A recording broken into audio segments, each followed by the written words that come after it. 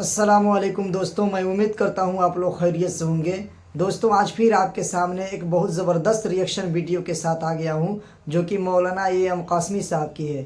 Topic ہے بنگال میں بابری مسجد کی تعمیر اور اس کی سچائی۔ تو دوستوں، آخر تک ویڈیو میں بنے رہیں۔ تو چلیے ویڈیو شروع کرتے ہیں۔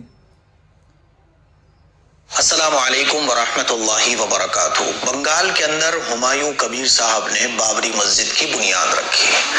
اب بنگال کے مسلمانوں کے سارے مسئلے حل ہو گئے، کامیابی کے ترقی کے دروازے کھل گئے، پانچوں وقت کا مسلمان نمازی بن گیا۔ دیکھتے آپ فجر میں مسجدیں فل چل رہی تھی، پیر رکھنے کی جگہ نہیں تھی۔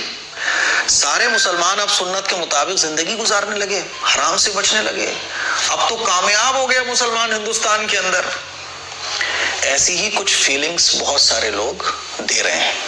بہت افسوس ہوتا ہے مسلمانوں کو دیکھ کر کہ مسلمان سیاست کا وہ یتیم چھوٹا سا بچہ ہے جس کو چھوٹی سی لالی پاپ دے کے اس کے جذبات سے کھیل کر اس کو کیسے بھی گھمایا جا سکتا ہے، اس کو گھمایا جا رہا ہے۔ ہو سکتا ہے آپ بولو کہ اس میں خراب کیا ہے؟ بابری مسجد کے نام پر کوئی مسجد اگر بنا دی جا رہی ہے تو سنویدھانک اعتبار سے، قانونی اعتبار سے اس میں خراب کیا ہے؟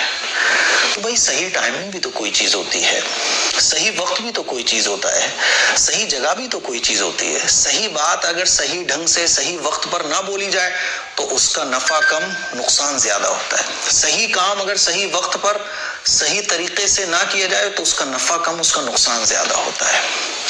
جس ماحول میں یہ سب ہو رہا ہے اور جو بندہ کر رہا ہے، آپ کو کیا لگتا ہے کہ اس سے مسلمانوں کے اب سارے مسئلے حل ہو جائیں گے؟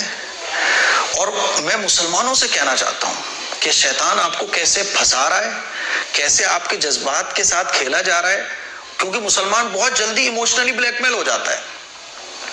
نماز چھوڑنے پر آپ کے دل میں کوئی احساس نہ ہو، لیکن مسجد کی اینٹ لگانے پر آپ یہ سمجھو کہ اب تو میری ترقی کے دروازے کھل گئے، تو آپ سے بڑا بے وقوف کوئی نہیں ہے، اور آپ کو بے وقوف بنایا جا رہا ہے۔ نمازی ہونا ضروری ہے، مسجد بننا بھی ضروری ہے، لیکن مسجد بنانے سے زیادہ نماز کا پابند ہونا ضروری ہے۔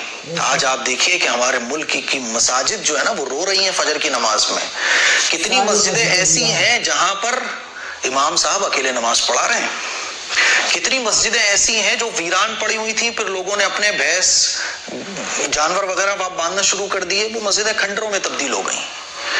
اگر آپ کے دل میں نماز چھوڑنے پر احساس نہیں ہے، لیکن آپ اس بابری مسجد میں اینٹ لگا کے پیسہ لگا کے خوش ہو رہے ہو، تو آپ سے بڑا بے وقوف کوئی نہیں ہے۔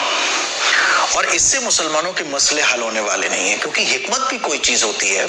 اللہ کے نبی کی تعلیم سے ہمیں ایک چیز ملتی ہے، حکمت۔ حکمت کس کو کہتے ہیں؟ کہ صحیح وقت پر صحیح کام کرنا۔ یہ جو بابری مسجد کی بنیاد رکھی گئی ہے، کیا اس سے مسلمانوں کو فائدہ ہوگا؟ اور چھوٹا فائدہ نہیں دیکھا جاتا، وقت ایک بڑا فائدہ دیکھا جاتا ہے، پوری قوم کا فائدہ دیکھا جاتا ہے۔ مجھے تو نہیں لگتا کہ اس سے مسلمانوں کو کچھ فائدہ ہونے والا ہے۔ اور مسلمان جو اس میں اینٹیں لگا رہے ہیں، خوش ہو رہے ہیں کہ ارے ہم نے بابری مسجد کی بنیاد رکھ دی۔ جناب والا، ترقی اللہ اور اللہ کے رسول کے راستے میں، وَمَن يُطِعِ اللَّهَ وَالرَّسُولَ فَقَدْ فَازَ فَوْزًا عَظِيمًا، کہ جو اللہ اور اللہ کے رسول کی اطاعت کرے گا وہ کامیابی پائے گا۔ جمعے کی جمعہ ہم پڑھنے والے لوگ، 5 وقت کی نمازیں ہم چھوڑتے ہیں، مسجد کی اذان ہمارے دلوں کو مسجد میں نہیں لا پاتی ہے۔